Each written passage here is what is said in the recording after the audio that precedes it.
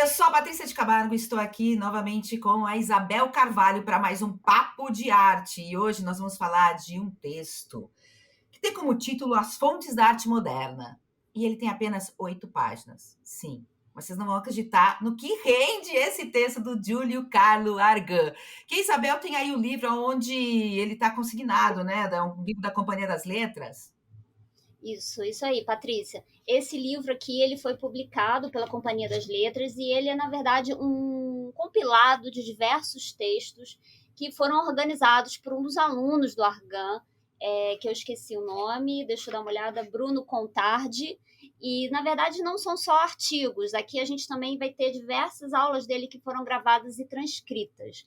É, assim, um livraço, vale muito a pena para quem tem vontade de conhecer mais o Argan e tudo mais. Mas vocês vão ver que rende muito. Dá para ficar aqui um tempão falando sobre o Argan.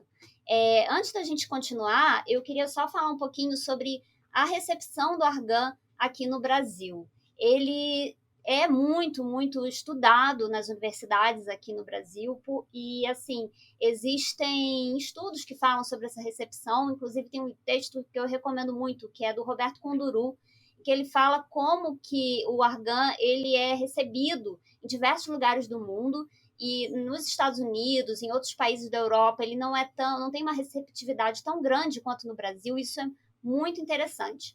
E outro livro dele que é muito famoso aqui também é o que a Patrícia tem aí, que ela tem inclusive uma playlist, uma leitura coletiva no canal dela, que é o Arte Moderna. Fala um pouquinho, Patrícia.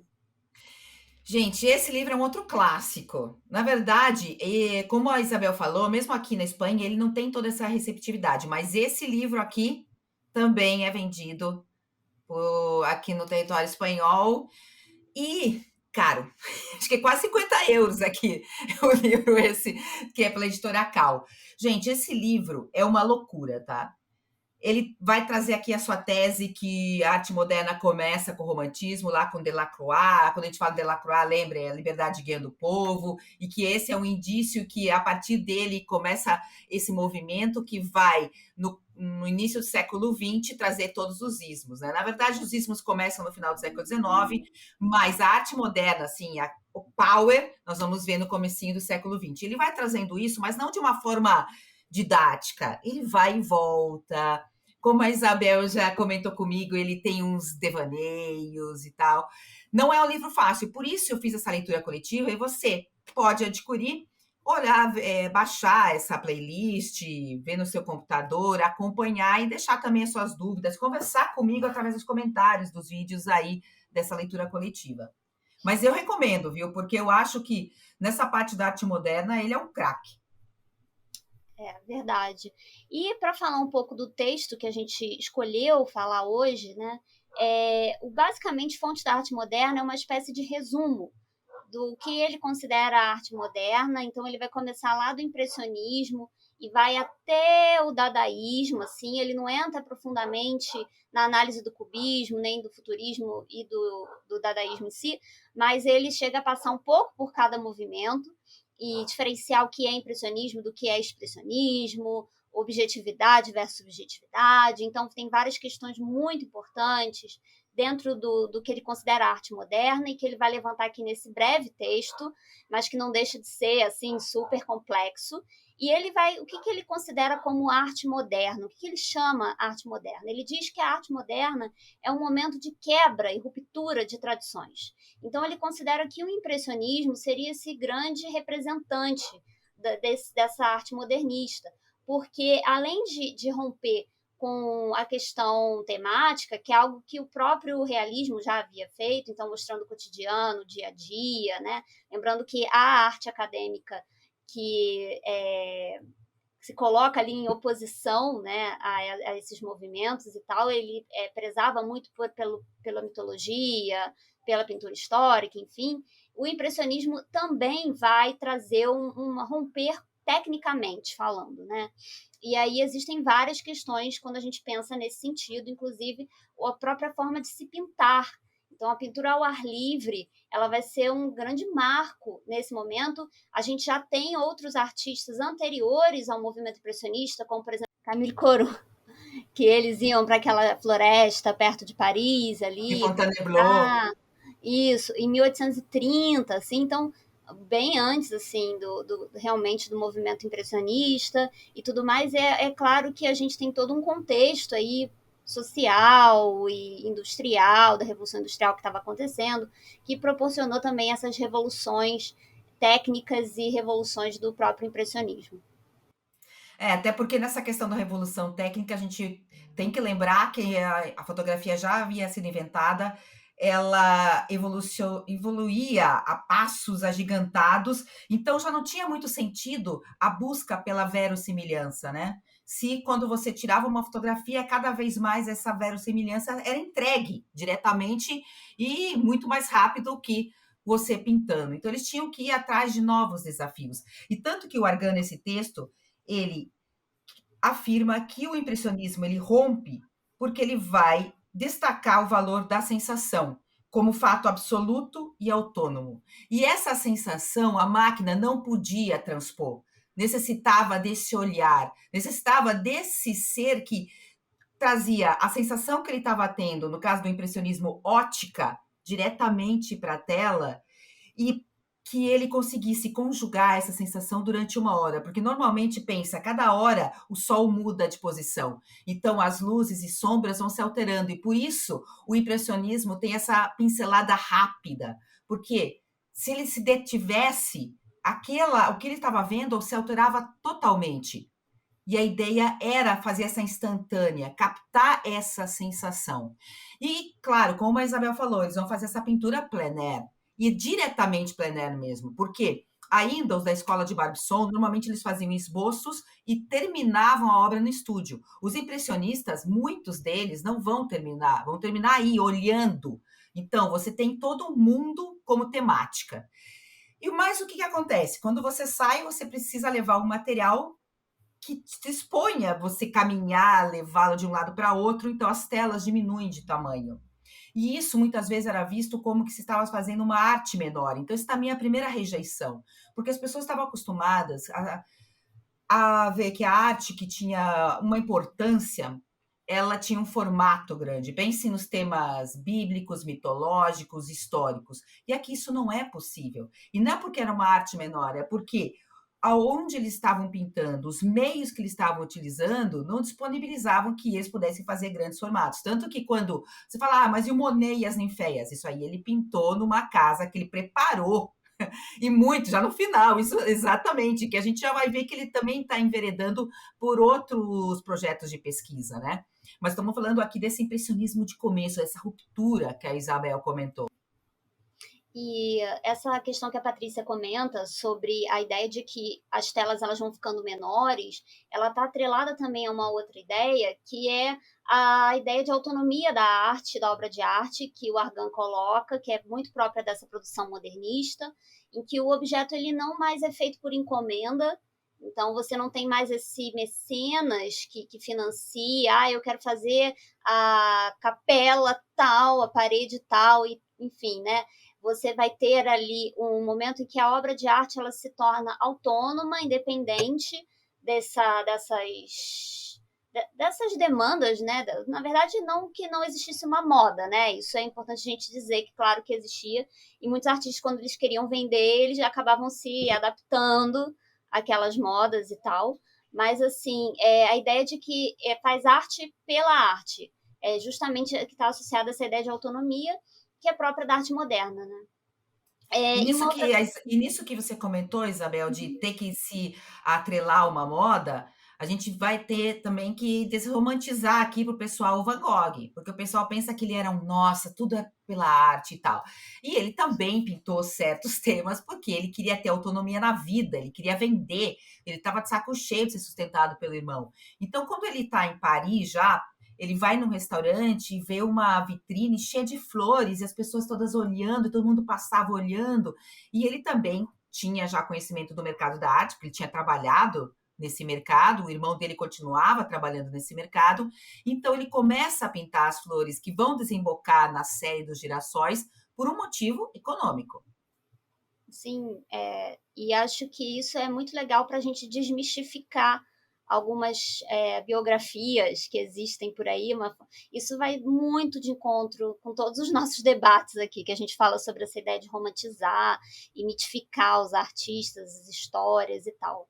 E aí a própria ideia do artista que passa fome, que são estereótipos muito próprios aí desse século XIX, sabe? E uma coisa muito curiosa, assim, que eu fico me pensando, é um devaneio, tá? Tô aqui que nem um Argan. A quantidade de artistas que começam a surgir nessa época, né? Você percebe que quando você se desatrela do academismo, de certo modo você tem o autodidatismo também vai começar a... Não sei se eu estou viajando, né? Mas eu vejo muito disso, que muitos artistas passam a não passar mais pelo processo acadêmico, principalmente depois do Manet, quando tem ali o Manet ainda era muito ainda, ele ainda tinha essa necessidade de ser reconhecido pela academia, tanto que ele fica muito frustrado quando a Olímpia é rejeitada, as pessoas fazem escárnio dela e tal. Mas você depois vê que muitos artistas começam, mesmo que eles passem por academias independentes, como a Julian, a Colarossi, enfim, eles de certo modo passam a aprender sozinhos, assim, uns com os outros, sabe? Não sozinhos necessariamente, porque com esses movimentos você não tem tantas regras, tantos dogmas quanto a academia, e que te dá uma maior liberdade, talvez, para o processo criativo. Mas eu acho que também tem a ver com a ascensão da burguesia e da possibilidade que você tenha um público maior para essa arte. Antes não existia, então, por mais que você quisesse, né, Com tá, certeza. você autodidata e tal, não tinha um mercado, porque o mercado era o que era a nobreza, a igreja e pouco mais. Então, e quando a gente vê lá na Europa do Norte, é essa questão também sempre atrelada à burguesia. E quando a gente está na arte moderna, a gente tem um outro mercado muito mais amplo, né? Até a questão das cidades, da revolução industrial, essa questão do entretenimento, que também vai estar relacionado com a arte nesse primeiro momento. E ele vai falar até no momento do internacionalismo, por exemplo, quando a gente pensa nos nabis, que eles tinham essa ideia de não ser uma arte local, mas uma arte que abrangesse uma área muito maior. Então, tem várias discussões. Mas uma coisa que eu adoro nesse texto do Argan é como ele define todos esses movimentos, né? Ele vai chamar esses ismos que vêm um atrás do outro de uma sucessão de poéticas. Eu acho esse termo, assim, é do meu coração, eu adoro usar, eu acho que quando eu li isso, isso revolucionou a minha vida de historiadora da arte, porque eu sempre quis compreender por que a gente fala tanto desses ismos, o que significa isso, e ele vai falar que um é sempre a negação do que vem antes, né? É sempre... ou até mesmo agregando um pouco do que vem antes, mas também negando ao mesmo tempo. Então, um dos exemplos que ele dá nesse sentido é do neoimpressionismo, que foi um movimento que foi resultado do impressionismo, que vai trazer a questão da cor, do contraste simultâneo das cores, que são questões do impressionismo, mas vai pensar de uma forma muito mais objetiva, muito mais racional. Então ele traz essas oposições ao longo do texto que são fantásticas, e tem várias, assim, e traz por exemplo, essa relação no neoimpressionismo, por exemplo, com o próprio classicismo. Eu achei isso muito incrível, e a forma como ele vai abordar isso ao longo do texto é incrível.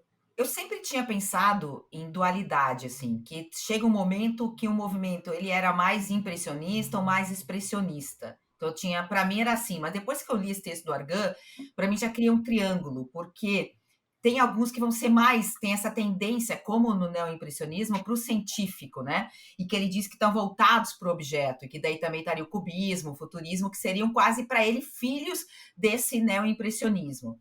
Então agora eu já tenho esse triângulo, que eu acho bem interessante a gente pensar assim, né? Porque se antes a gente falava se era romântico ou clássico, agora a gente tem esse mundo já que vai se expandindo.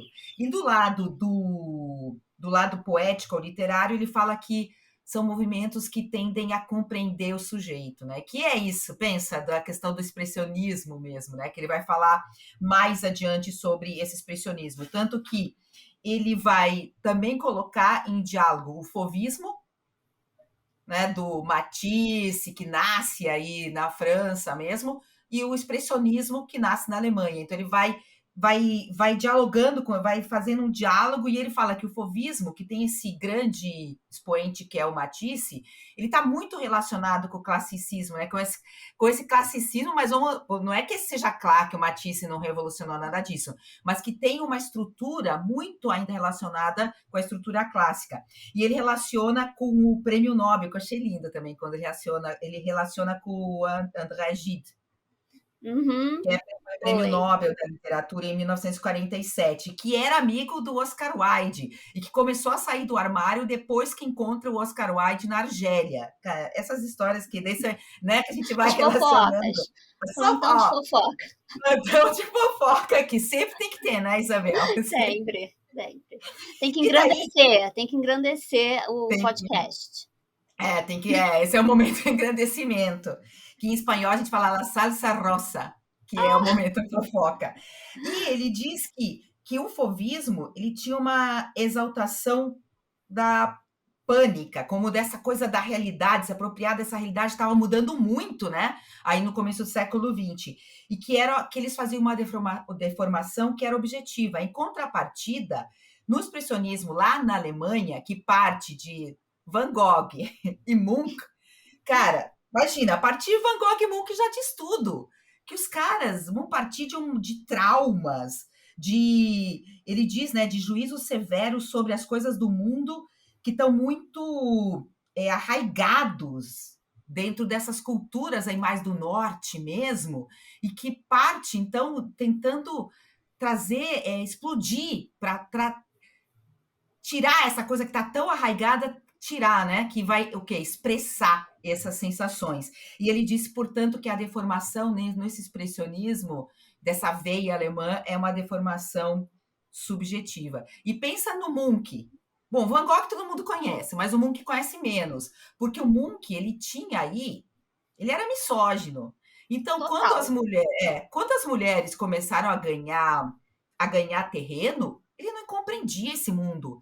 Ele não entendia esse mundo. Como? Aonde eu vou me encaixar nesse mundo? Então, para isso, e a gente vê nas telas as violações, os estupros, a violência, essa mulher que é uma mulher que manipula, que é uma bruxa. Então, tudo isso está aí dentro também, isso que ele fala, né, desses temores arraigados, desse medo do novo que a gente vê aí no expressionismo, que tem essa veia. E isso fica muito claro quando ele traz, por exemplo, o expressionismo para o romantismo, e aí ele associa isso ao nacionalismo também, né? A ideia de pertencimento e que esse conflito, esses conflitos internos, que são muito próprios da ideia do romantismo alemão e tal, né? E aí aí como você falou, ele joga na oposição o fauvismo no classicismo. Gente, isso é muito louco. Sabe que eu fiquei um tempão parada nessa parte? Porque eu fiquei pensando, nossa, Matisse, clássico, né? É claro que ele não vai levar isso ao extremo, mas é muito interessante pensar nesse sentido. Porque eu acho, Isabel, que ele trata mais da questão da organização da tela mesmo, né? Da composição. E também dessa coisa mais contida, eu acho. Porque o Matisse ele já usa mais linha, se você for ver, assim, principalmente na fase dele, que ele tem a alegria de viver, a cor, ela tá ali, a cor, mas ela também tem a linha. Então, tem desenho e a cor. O expressionismo é só a cor.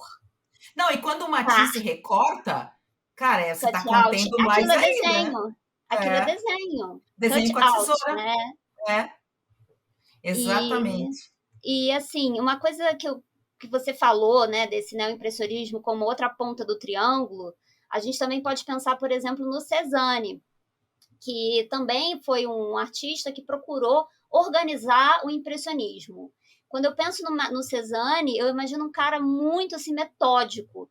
Eu não sei se vocês têm essa impressão dele estar sempre procurando alguma coisa, sempre numa busca de uma ideia, mas ele consegue chegar numa espécie de uma fórmula em que ele organiza a cor, sabe? Que era algo que ele viu o impressionismo uma potência. A Revolução Impressionista, ela existiu e ele reconhecia que a revolução da cor era necessária, você pintar da natureza, enfim. mas ele tinha também um incômodo, porque ele era muito relacionado ao próprio clássico. Ele adorava o Poussin, classicista, né? Francês do século XVIII, não, XVII, não, XVII, né? Claro. Ele, assim, o Poussin é um fora né, da regra ali no século XVII. E ele vai trazer uma pintura em que ele geometriza o mundo. E aí, claro, né, e o próprio Argan vai falar que essa revolução de Cézanne, né, essa forma como ele traz essa organização do impressionismo, vai desencadear movimentos como o próprio cubismo, né, que também, inclusive, o próprio Picasso Picasso falava que ele era o pai de todos. E aí depois o Matisse também vai ser muito influenciado, enfim, e aí vai chegar no momento do abstracionismo, que é tudo né, essa ideia de movimento, ela traz essa ideia de uma coisa de sucessão, uma coisa atrás da outra, que ao mesmo tempo que nega, né, ele também engloba, ele absorve o que vem antes. Isso é muito bacana. Não, tanto que ele chega depois a falar que mesmo aqueles... Porque todos esses movimentos que a gente está falando foram reações contra o impressionismo. Mas ele afirma que foi o impressionismo que lhes deu a medida da realidade. O que podia ser feito. E esses outros movimentos só puderam ir contra porque ele aconteceu. E só puderam ir além porque partiram dele, né? Partiram do impressionismo. Tanto que, voltando a Van Gogh, que é uma coisa assim que todo mundo conhece mais a história, pensa, a primeira exposição impressionista foi em 1874. Em 1874, o Van Gogh passou por Paris trabalhando na Grupio, né? Porque era o primeiro vendia gravuras, depois também se expandiram e venderam telas e tudo mais. Só que ele não estava nem aí para essa questão do impressionismo, ele estava muito ligado aos clássicos, às linhas muito fortes das gravuras. E depois ele voltou outra vez em 75, 76, e aí tampouco, porque ele estava ligado que ele queria, né? Estava buscando outras coisas na vida dele. Então ele não foi tocado. E ele só vai ser tocado pelo impressionismo quando ele vai viver lá com o irmão em 1886. E aí, sem ele ter tido essa presença na sua vida do impressionismo, ele não teria conseguido chegar onde ele chegou.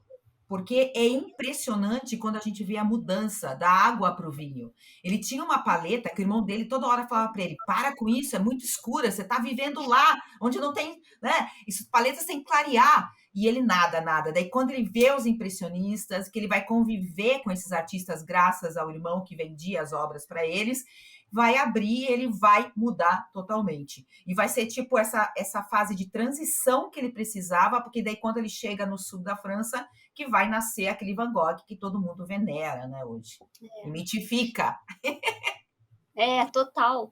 E olha só, você falando do Van Gogh, eu já vou puxar um outro ponto que ele traz, o Argan, que é a comparação do Van Gogh com o Gauguin. Ele vai trabalhar um tempo, né, o Gauguin aqui falando sobre como que o Gauguin se aproxima da ideia da arte primitiva, enfim, e tudo mais, do própria ideia de simbolismo. E ele vai falar da técnica do Gauguin como ele aproxima a técnica do Gauguin do clássico, assim como ele faz com o Matisse. E aí ele fala, por exemplo, daquela ideia que ele nem usa esse termo, mas a gente conhece aí na história da arte como cloisonnismo, em que ele usa assim linhas e grandes áreas de tinta de cor na pintura, e é quase como uma pintura antropológica que ele fazia. E o Van Gogh, por outro lado, ele coloca em comparação... E para quem nunca viu, esse nome também está relacionado com a questão de vitrais, assim. Então, parece quando a gente olha, porque tem uns contornos muito. Então, pensem na questão dos vitrais para vocês terem uma ideia. E aí ele coloca em oposição o Van Gogh, que é claro, todo mundo conhece, né? Que a gente vê que é um outro tipo de abordagem.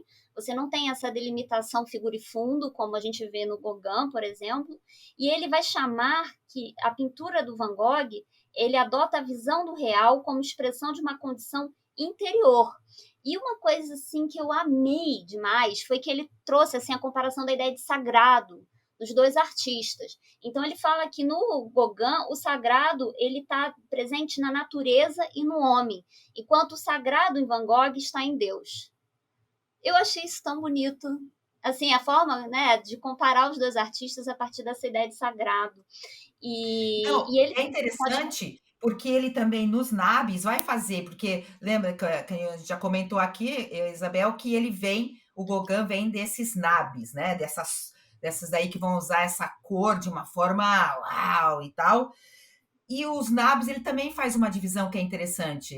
Também vai criar essa dualidade, né? De um lado, os mais espirituais, como o Gauguin, e por outro Uhum. lado, aqueles que estão mais ligados ainda ao impressionismo, que vão ter uma veia mais decorativa, mas não no sentido que ele pintavam para decorar a casa, gente, mas no sentido que é uma coisa assim que te dá mais alegria quando você olha, não te choca tanto, né? A gente, ainda mais hoje, naquele momento chocava igual, tá? Porque para eles era como se a pintura tivesse inacabada, mas chocava menos do que um Gauguin. Que daí a gente tem o Pierre Bonnard e o Vuillard. Ai, Então eu também adoro. achei, eu nunca tinha pensado nessa dualidade, sabe? E ele consegue, e essa dualidade, quando ele cria isso, ajuda a entender né, uns e os outros, assim. E daí ele vai, e ele faz uma antecedência a essa questão dos nabos, ele relaciona com os pré-rafaelitas. Muito bom isso. É muito Muito. bom, porque eu nunca tinha visto essa relação, sinceramente, assim, teorizada. Então, ele relaciona com os pré-rafaelitas, que é um movimento que surge em 1848 lá na Inglaterra, e que também vai buscar essa questão da relação com a natureza, mas a cor deles é uma cor brilhante, mas ainda o desenho é muito mais estruturado do que na questão dos nabis. Os nabis já estão muito mais soltos, já passaram pelo impressionismo. Lembra, o impressionismo vai lá, a primeira exposição, 74, nós estamos falando em 48, 1848. Eles são até eles são meio que visionários dessas grandes mudanças também. E é interessante que nessa relação com os nabis, ele aponta que era importante teorizar, era importante falar sobre isso. E daí eu lembrei do nosso papo de arte, né? Porque ele fala que os pré-rafaelitas tinham uma revista, que era a De Germe, né? O Germe. E os nabis tinham a revista La Revue Blanche. Então, essa questão de falar sobre o que você está fazendo, que era importantíssima. E daí a gente vê aquilo que a gente comentou desses movimentos e que eles vão criar programas e que eles são curtos porque eles criam, teorizam e já vem outro e fala, mas se a gente fizer desse outro jeito? E já é uma outra coisa, já não é a ideia original. E eles vão escrevendo, teorizando sobre. Pensa É, nas são cartas os, do Van Gogh. é, são os famosos manifestos, né, que vão surgir nas vanguardas históricas ali da primeira metade do século XX. Você tinha que, de algum modo, defender o que você estava propondo, porque era muito diferente. Vamos pensar aí, por exemplo, no dadaísmo. O que é aquilo? Aquilo já não é nem mais pintura. É muito mais complexo né, você entender o quanto público, porque você até ali o cubismo, você até ia, até aceitava, porque você tem pintura de qualquer modo, embora ela fosse mais difícil de compreender, menos legível. Mas você começa a pensar na arte como um conceito, por exemplo, com o Duchamp, você vai ficar ali, se você não tiver um texto ou uma explicação, você vai ficar boiando completamente, o espectador, sobretudo. E mesmo assim você tinha uma rejeição muito grande. Imagina só, muito complexo, né? Não, eles queriam conformar, eles não queriam, eles queriam ser rebeldes, mas está dentro desse tecido social, né? Então era Mas é importante. isso. Eu acho que a grande questão que o Argan coloca aqui, e ele até conclui com isso, é pensar nessa arte moderna como um processo de articulação com a vida social. Né? É a arte e vida andando junto. Se você pensar o impressionismo, é isso. Porque você pinta a vida moderna. E aí, quando você também vai pensar, por exemplo, lá na pintura, nos próprios movimentos como o dadaísmo, por exemplo, é a articulação de a arte e vida assim na veia. Cabaré Voltaire, o que é aquilo? De você fazer aquelas ações dentro de um teatro, interagindo com as pessoas que estavam ali. Então, é a articulação da arte e vida. E ele conclui o texto falando sobre isso, dentro da arte moderna. Isabel, cara, nossa, a gente falou já 30 minutos de um texto de 8 páginas e dá para falar mais 30, né? Mas agora, sabe o que eu queria escutar? Suas recomendações. Bom, Recomendações do gente, Papo de Arte. vou recomendar um livro e uma exposição, tá? Então, o meu primeiro recomendação é essa aqui, que é o Espaço Moderno, do Alberto Tassinari. Eu gosto muito desse livro. Ele vai trabalhar mais a questão da colagem cubista. E assim, eu sou muito fã do cubismo, eu adoro. Gente, ele faz uma análise da colagem aqui de uma forma generalizada, assim. Ele vai trazer a colagem em vários momentos, na antiguidade, na pintura do século XVII, embora a colagem tecnicamente não existisse como a gente vai ver no cubismo, né? Mas ele vai trabalhar e vai desdobrar a colagem em vários sentidos. Então é um livro muito bom para quem quer estudar arte moderna, que quer compreender a noção do que é espaço, a ideia de autonomia de arte, tudo isso que a gente falou aqui é um ótimo livro para vocês desdobrarem esse assunto, tá? E minha outra recomendação é uma exposição que está acontecendo no Museu de Arte do Rio, tá? Em que se chama Um Defeito de Cor, e ela vai até 14 de maio desse ano. Então, gente, é uma boa oportunidade para vocês, para quem não foi ainda, ir visitar, tá? Essa exposição, ela é feita a partir do recorte do livro Defeito de Cor, da Ana Cara, Maria eu ia te Gonçalves. perguntar se tinha a ver com o livro. Tem a ver, e aí eles pegaram um trecho, né, um recorte da autora, em que ela aborda anos da história do Brasil e do continente africano. E aí são 400 obras de arte, então tem desenho, pintura, vídeo, escultura, instalação, de mais de 100 artistas de localidades do Rio, Bahia, Maranhão e também do continente africano. E a maioria desses artistas, eles são negros e negras, e principalmente mulheres. Então, é uma exposição super interessante, que vale muito a pena quem está no Rio, ou quem não tá aí pertinho, dar um pulinho lá e conferir. Agora, suas recomendações, Patrícia.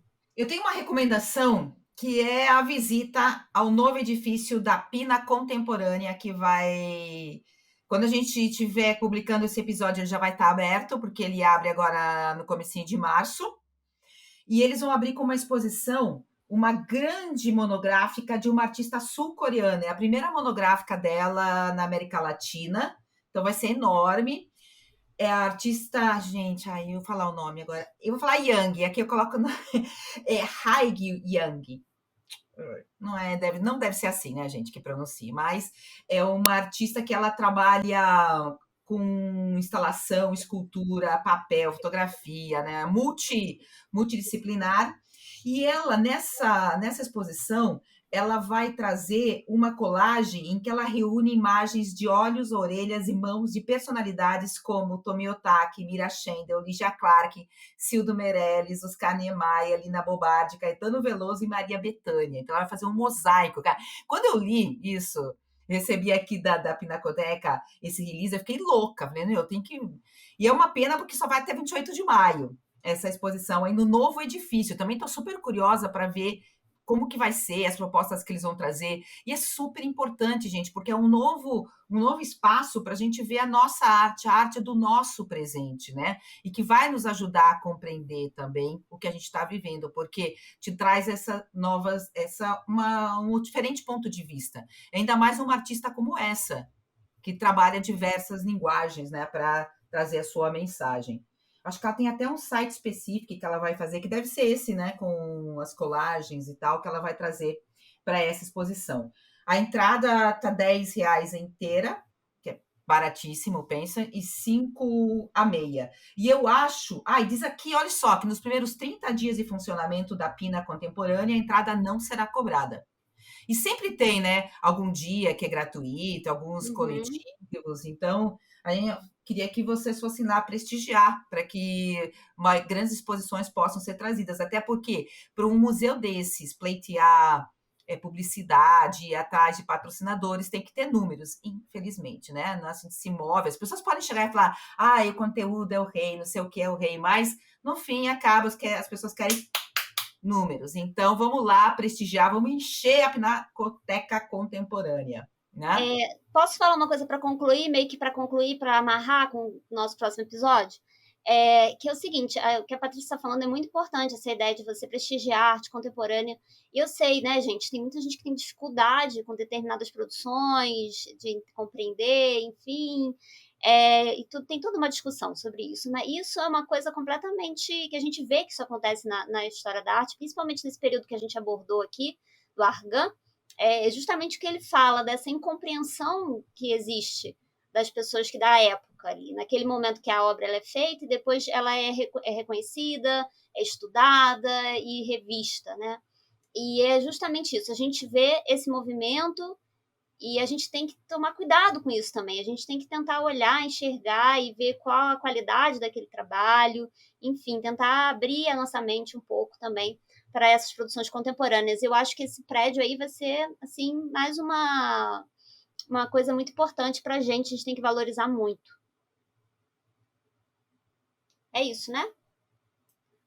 E isso que você falou já dá aqui um spoiler, que tem muito a ver com o nosso próximo encontro, essa incompreensão, né? Porque hoje a gente olha certos artistas e a gente ama, vamos lá, fazemos fila para vê-los, mas no seu momento as pessoas rejeitavam, e rejeitavam de uma forma bastante